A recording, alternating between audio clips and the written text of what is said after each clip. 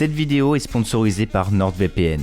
Écoutez, si je vous disais que vous pouviez devenir comme Doctor Strange, me croyez-vous? Eh bien c'est le cas, car grâce à NordVPN, tel le maître des arts mystiques, je peux vous proposer de vous déplacer à travers les réalités d'internet en toute sécurité, en évitant les menaces criminelles et la surveillance, comme pourrait incarner un certain Shuma Gorath, et en plus de ça vous permettre d'accéder à du contenu que vous n'avez pas dans votre univers. Avec NordVPN, en un seul clic, vous pouvez changer votre localisation depuis chez vous ou n'importe quel endroit et accéder au contenu que vous souhaitez. Grâce à ça, et c'est d'ailleurs la raison principale de pourquoi j'utilise NordVPN à titre personnel, vous pourrez accéder à du contenu inédit qui n'est pas disponible en France. Par exemple, si vous changez votre localisation pour le Canada, vous aurez accès sur Disney+ à des films Marvel récents comme Black Widow, Shang-Chi ou même carrément Eternals, qui est disponible en VOD depuis seulement 2 semaines. D'ailleurs, on n'oublie pas de rappeler que NordVPN possède une très bonne vitesse d'exécution grâce à ses 5200 serveurs répartis dans 60 pays, mais également que c'est accessible sur 6 appareils différents. Si vous êtes intéressé, n'hésitez pas à accéder au lien disponible en description. Pour les soldes d'hiver, NordVPN vous propose une offre de 2 ans avec une réduction de 70% et 1 mois offert, satisfait ou remboursé sur 30 jours. Merci à NordVPN, que la vidéo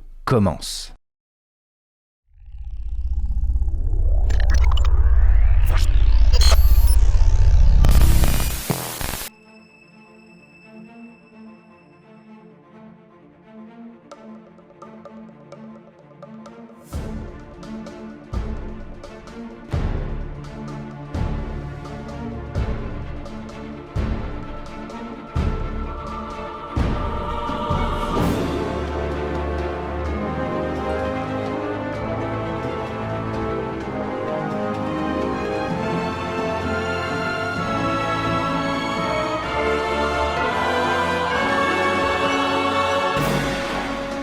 Bonjour à tous et bienvenue dans ce nouveau 3 théories dédié à Spider-Man No Way Home. Je trouve que nous n'avons pas encore assez creusé certaines questions et d'ailleurs il commence à y avoir pas mal de rumeurs et d'explications depuis la sortie du film et j'estime qu'il est grand temps que l'on s'intéresse à tout ça. En espérant que la vidéo vous plaise, je vais vous présenter ma vision personnelle évidemment. Néanmoins il est possible que plusieurs informations évoluent vu comment les choses avancent concernant Spider-Man. Mais bref, voilà. En tout cas, n'hésitez pas à vous abonner à la chaîne, plein de belles choses arrivent. Que le 3 théories commence.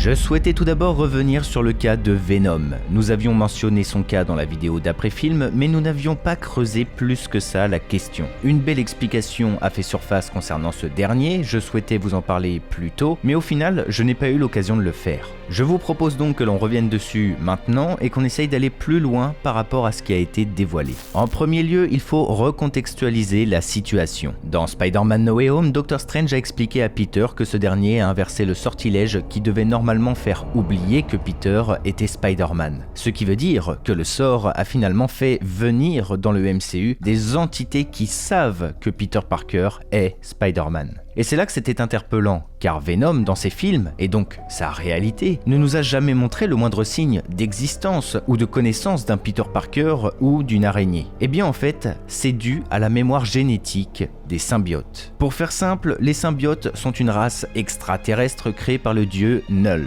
une entité née dans le vide primordial bien avant la naissance de l'univers. Ces derniers possèdent un esprit de ruche, ce qui sous-entend que les symbiotes collaborent entre eux comme un essaim, s'apportent du savoir et des connaissances. Et du coup, ce fonctionnement existe notamment grâce à cette capacité qui est définie comme une mémoire génétique. Une mémoire génétique qui permet à chaque symbiote d'assimiler les émotions, les traits de caractère et les compétences de leurs hôtes, puis de les garder en réserve, ce qui va permettre à d'autres symbiotes de s'approprier tous ces éléments. C'est pourquoi Carnage, qui est un descendant de Venom, possède les mêmes aptitudes que son aïeul, par exemple. Sauf que moi, ce qui m'avait perturbé, c'était de savoir si la mémoire génétique génétique fonctionnait à l'échelle de l'univers ou à l'échelle du multivers, car ce n'est pas du tout la même chose, et les comics ne semblaient pas trop répondre à la question. Mais Sony a en fait tout prévu, puisque dans la scène post-générique de Venom 2, Venom et Eddie ont une conversation avant de subir le changement de réalité. Une conversation où Venom affirme à Eddie dans la VO que la ruche a appris en parcourant 80 milliards d'années-lumière à travers les univers, puisqu'il est fait mention du mot Universes, chose que l'on ne retrouvait pas dans la VF. Donc vous l'aurez compris, cela signifie que la mémoire génétique s'étend à l'échelle du multivers, et par conséquent que Venom a assimilé certaines informations vécues par d'autres symbiotes dans le multivers. Effectivement, si Venom se sent attiré par Peter Parker quand il apparaît dans la télé, c'est parce que ce dernier a assimilé au moins les émotions du Venom associé au Eddie Brock, incarné par Topher Grace dans la trilogie Spider-Man de Sam Raimi. Et pour rappel, ce Venom s'est lié à Spider-Man, puis fut rejeté par ce dernier, avant d'être tué par le Peter de Tobey dans un combat les opposant. Donc, des éléments forts qui ont dû marquer le Venom incarné par le Eddie Brock de Tom Hardy.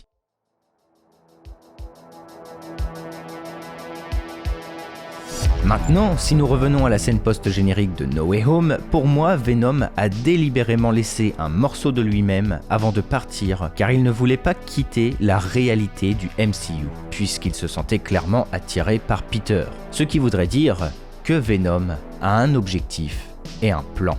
Nous allons être très clairs, c'est évident pour moi que Venom souhaite récupérer les pouvoirs de l'homme araignée. C'est un passage obligatoire pour le développement du protagoniste dans son histoire et dans les comics, donc nous allons forcément le retrouver à l'avenir. Mais comment cela va fonctionner? Déjà, il y a un truc qu'il faut mettre en lumière, c'est que Venom ne peut pas avoir deux hôtes. C'est quelque chose qu'il a déjà essayé dans les comics par le biais de Flash Thompson et Eddie Brock, et il ne peut pas posséder les deux. Ce qui veut dire que Venom ne pourra pas avoir pour hôte Peter dans le MCU et en même temps Eddie dans sa réalité. Et par conséquent, cela sous-entend également autre chose, c'est que ce petit morceau de symbiote que Venom a laissé derrière lui volontairement deviendra une entité à part entière. Forcément, la première chose à laquelle on pense, c'est que cela va être la naissance d'un nouvel enfant entre guillemets de Venom, un descendant comme Carnage qui a été influencé par Cletus Kasady. Ici, en l'occurrence, ce serait Peter. Sauf qu'il y a un problème pour moi avec cette idée. C'est que si on nous propose un film Spider-Man avec un symbiote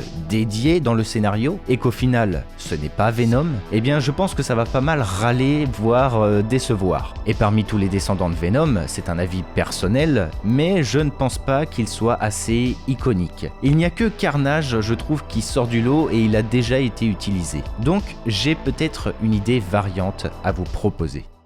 Pour moi, ce petit morceau de symbiote deviendrait un clone de Venom. Et je ne vous dis pas ça par hasard. Déjà, pour le symbole, cela veut dire que nous aurions un Peter Parker qui se lie avec un Venom. Donc les fans seraient contents. Mais en plus, pour la cohérence de l'univers, cela marche, puisque cela deviendrait une entité propre. Et puis surtout, c'est un cas qui existe dans les comics. Ce petit morceau de symbiote pourrait devenir Mania.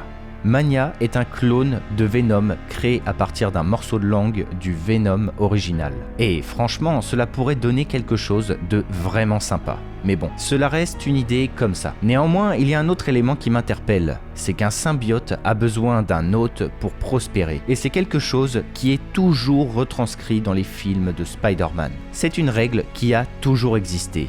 Et d'ailleurs, si on relativise, Venom à la base était accompagné d'Eddie pour partir à la recherche de Peter. Venom a influencé Eddie pour aller retrouver l'homme araignée, sauf qu'ils ont disparu. Et maintenant, nous avons que ce petit morceau de symbiote tout seul. Il va avoir besoin de quelqu'un, d'un hôte, qui est à la recherche de Spider-Man. Les symbiotes étant très sensibles aux émotions, si ce petit morceau décèle chez quelqu'un une envie profonde de retrouver Spider-Man, eh bien il y a de fortes chances qu'il ait envie de se lier à lui pour retrouver l'araignée. Eh bien pour moi, il existe une personne, un antagoniste qui a été teasé il y a très longtemps et qui pourrait refaire surface aujourd'hui. C'est le Scorpion. McGuargan possède une grande rancœur concernant Spider-Man. Il est en prison à cause de lui et la scène post-générique de Homecoming nous l'a prouvé. Il veut retrouver l'homme araignée. Et ce, même avec le sort de Strange. Il recherche Spider-Man et non Peter Parker puisqu'il ne connaît pas son identité. De plus, c'est une fusion que l'on retrouve dans les comics.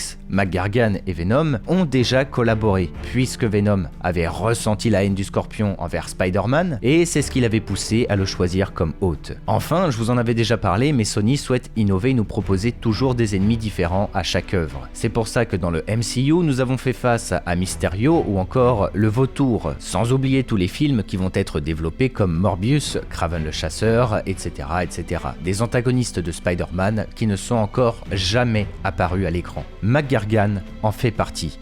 Sachant qu'en plus, il a été teasé il y a longtemps, sans jamais revenir, et qu'en plus, il a déjà collaboré avec Venom, eh bien tout ça pourrait prendre forme, permettant d'enfin réunir le symbiote et l'araignée.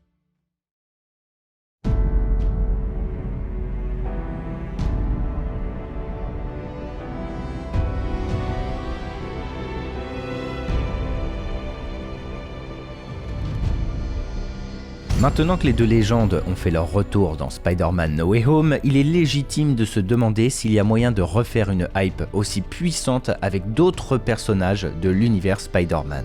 Eh bien, personnellement, je suis convaincu que oui. Vous le savez tous, ce n'est pas la fin de Spider-Man dans le MCU. Disney et Sony ont clairement fait savoir qu'ils aiment collaborer ensemble, les résultats sont d'ailleurs plus que bons, et c'est pourquoi une nouvelle trilogie a été annoncée. Et c'est là que c'est intéressant, car pour moi, il y a encore moyen d'élever la barre et de proposer des dingueries avec l'univers de Spider-Man. Déjà du point de vue de Sony. Nous savons qu'ils ont clairement un plan pour s'implémenter dans le MCU. C'est vraiment leur objectif. Et pour cause, leurs films, en association avec Marvel, n'ont jamais été aussi populaires qu'en étant liés à l'univers de Disney. Et si nous retraçons les œuvres et les prochaines productions de Sony, tout devient canon au MCU. Par exemple, Venom, qui va jouer un grand rôle dans le futur du Spider-Man de Tom Holland. Ils vont sortir des films sur des personnages de l'univers de l'Homme Araignée, qui seront également liés à lui à un moment ou à un autre. Je parle bien évidemment de Morbius ou encore Kraven par exemple. Et rien qu'avec No Way Home, ils ont fait quelque chose d'incroyable puisqu'ils ont relié les films de Tobey Maguire et Andrew Garfield avec le MCU. Donc si l'on suit cette logique, eh bien il existe une autre œuvre qui devrait possiblement tôt ou tard se lier avec le Marvel Cinematic Universe.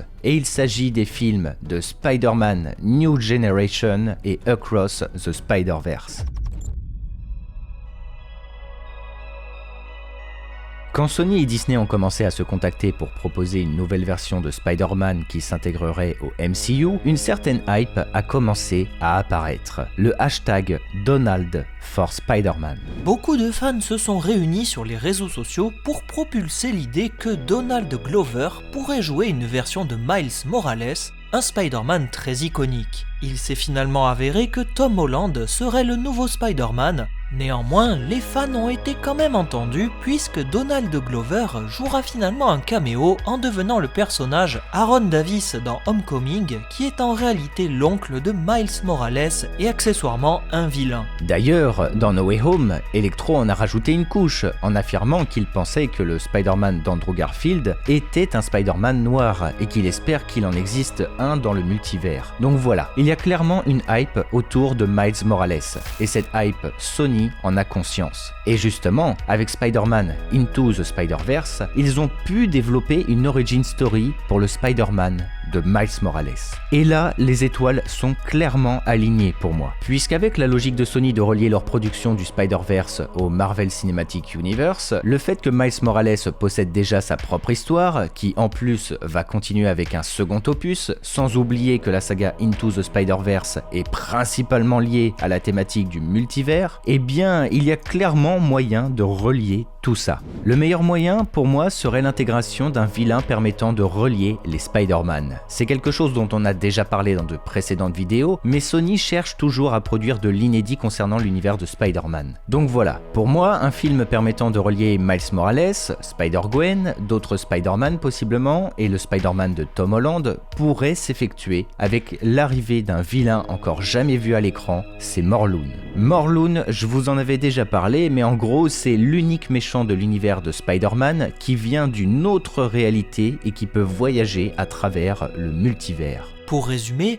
Morlun fait partie d'un groupe qu'on appelle les Héritiers et il est celui qui va donner naissance au Spider-Verse dans les comics puisqu'il chasse les Spider-Man dans tous les univers. Et pour être plus précis, il chasse les Spider-Man dits totémiques, c'est-à-dire celles et ceux qui ont été mordus par une araignée pour acquérir leur pouvoir. Ce dernier est un bon moyen de relancer une hype Spider-Verse sans avoir à utiliser Doctor Strange qui d'ailleurs devrait normalement ne plus se rappeler de Peter Parker. La chasse de Morlun est ce qui a permis aux hommes et aux femmes araignées de se rencontrer et de s'unir face à un ennemi commun. La saga Into the Spider-Verse baignant complètement dans la thématique du multivers et de la rencontre des Spider-Man à travers les réalités, la saga pourrait mettre en place l'arrivée de Morlun, qui est complètement lié aux mêmes thématiques pour une future production. Peut-être que ce dernier sera utilisé seulement dans la saga d'Into the Spider-Verse, mais si ce n'est pas le cas, cela permettrait d'amener enfin Miles Morales à l'écran dans un film en live action. Surtout que la transition entre dessin animé et film ne serait pas vraiment dérangeante, puisque déjà par le biais de What If, nous avons déjà connu ce genre de changement. D'ailleurs, il est fortement attendu de voir des personnages de What If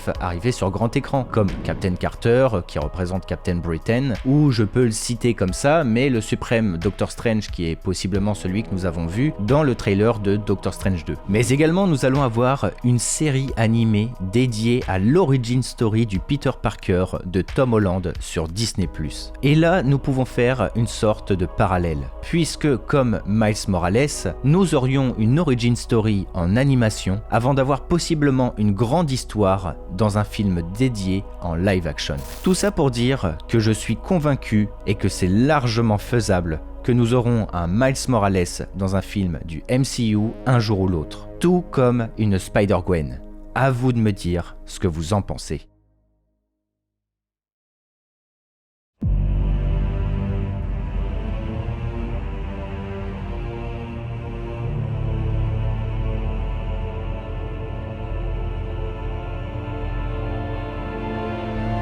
Bon, Doctor Strange Multiverse of Madness est un film qui s'annonce très particulier. Vous n'avez certainement pas pu échapper à toutes les rumeurs, énormément de personnages sont attendus dans le film et pour cause. Nous allons pour la première fois nous rendre au cœur du multivers, donc Marvel peut se permettre des dingueries. Je vous proposerai très certainement une vidéo un peu plus générale sur Doctor Strange 2 et ses nombreux caméos, mais il semblerait que Marvel souhaite nous proposer une équipe unique d'Avengers issue du multivers le temps d'un film. Et du coup, il y a de très nombreuses rumeurs comme quoi Tobey Maguire ferait son retour là-bas. Si on suit la logique de la team d'Avengers variant, il incarnerait donc le Spider-Man de la team. Et en soi, si on sort du scénario et de l'univers, Tobey est toujours un grand ami de Sam Raimi, qui a été choisi pour réaliser le film de Doctor Strange 2. Sachant que c'est lui qui a fait les premiers Spider-Man avec Tobey, bon, ce n'est pas idiot de se dire que Sam Raimi lui a proposé une place dans son film, sachant que c'est désormais permis et cohérent vu que nous sommes dans le multivers. Mais au final, si cela devait arriver, quel impact aurait le retour de Tobey Maguire en Spider-Man dans l'univers du MCU? Je vous avoue que si je souhaite vous en parler, c'est que je pense que quelque chose peut découler du retour de ce fameux Spider-Man. Déjà, tout simplement car le Spidey de Tobey a eu une importance dans Spider-Man No Way Home. Donc s'il revient dans Doctor Strange 2, cela signifie que le temps aura passé, vu que le second film du Docteur se déroule quelque temps après No Way Home. Donc nous pourrions être témoins d'une courte évolution du personnage, savoir comment s'est passé son retour, si son univers a été impacté à cause des événements du troisième film, de l'homme araignée, etc., etc. Mais pour moi, il existe un autre point intéressant, et il faut que nous retournions sur la base du sort lancé par Doctor Strange. Comme précisé dans le film, le sort a été saboté par le Peter de Tom Holland et au lieu de faire oublier son identité au reste du monde, cela a amené toutes les entités connaissant l'identité de Spider-Man à travers les univers vers celui du MCU. La solution a été au final de lancer un second sort pour corriger le premier, mais qui cette fois ferait oublier à tout le monde, mais absolument tout le monde, l'identité de l'homme araignée incarné par Tom Holland à travers le multivers. Puisqu'il fallait refermer les brèches amenant des entités provenant d'autres univers connaissant l'identité de Peter, eh bien cela nous explique que dans toutes les réalités du multivers, le Peter de Tom Holland a été oublié. Plus personne ne sait qui c'est. Donc que ce soit Ned, Michel, Happy, Doctor Strange et du coup même les autres Peter ou les vilains du film, tout le monde l'a oublié. Néanmoins, pour moi, la possible rencontre entre Stephen Strange et le Peter de Tobey dans Doctor Strange 2 pourrait être un moyen pour le Docteur de se rappeler de l'identité de Spider-Man dans le MCU. Pourquoi ? Tout d'abord, certains pourraient me dire que Doctor Strange connaît le Spider-Man de Tobey Maguire par le biais de No Way Home. Et c'est le cas, sauf qu'il ne va plus rappeler de son nom. Et cela a son importance. Ce que je veux dire par là, c'est que dans No Way Home, c'est le Peter incarné par Tom Holland qui va présenter les autres Spidey au Docteur. Et il lui affirme bien que ce sont des Spider-Man et des Peter Parker, comme lui. Donc si tout le monde doit oublier l'identité de Peter Parker, cela veut dire que cette présentation est passée à la trappe. Car c'est le Peter de Tom Holland qui a présenté les autres Spidey à visage découvert et qu'en plus il s'est basé sur lui-même pour les présenter. Est-ce que c'est clair pour vous ? Et c'est là que c'est pertinent car du coup Doctor Strange ne se souviendrait pas du véritable nom du Spider-Man de Tobey Maguire. Donc si il l'apprend au cours du film, cela pourrait donner une piste pour Doctor Strange pour retrouver l'identité du Spider-Man du MCU. Car oui, ce n'est pas parce qu'il a oublié Peter qu'il a oublié Spider-Man. Tout le monde se souvient de Spider-Man, mais pas de son identité. Sachant que Doctor Strange Multiverse of Madness va plonger dans le concept de variants, du genre possiblement un Tony Stark d'un autre univers, un Reed Richards d'une autre réalité, ou tout simplement d'autres Stephen Strange, eh bien le Docteur pourrait carrément faire le lien entre les deux araignées. D'ailleurs, on ne sait pas encore véritablement tout du sortilège, mais il se pourrait que le nom Peter Parker agisse comme un déclic permettant de se rappeler de tout. Il semble que le sortilège soit l'élément perturbateur du film de Doctor Strange 2. Sauf que si on relativise, cela veut dire qu'il ne se souvient plus véritablement de pourquoi il a lancé ce sort, puisque c'est lié à Peter, dont il a oublié l'existence. Donc, si par le biais de Tobey, Steven a un déclic concernant le nom Peter Parker, cela pourrait l'aider dans sa quête à retrouver les souvenirs qui lui manquaient.